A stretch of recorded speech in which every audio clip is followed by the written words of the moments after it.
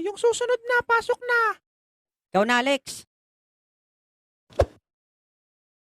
Kailangan dito, bata, matalino. Opo, Anong pangalan ng ating bagong presidente? Bongbong Marcos po. Kailan na-discovery ang Pilipinas? March 15, 1586. Ba, matalino nga. Anong taon nagsimula ang pangalawang digmaan? 1942 po. May experience ka na ba sa ganitong trabaho? Opo, dati pa ho. O sige, tanggap ka na.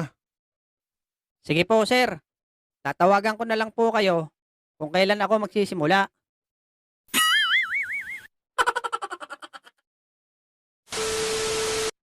Ikaw na, Bogart. Lex, anong tinatanong? Basta, ito lang ang isagot mo. Bongbong Marcos po.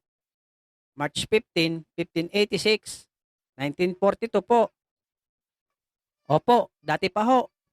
Ah, sige, Lex. Copy. Next!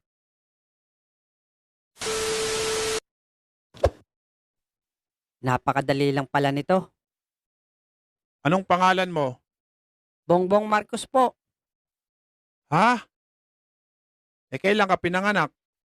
March 15, 1586 po. Ano? Pang ilang ka naman sa magkakapatid? Bale, 1942 po. Abnormal ka ba? Opo, dati pa ho.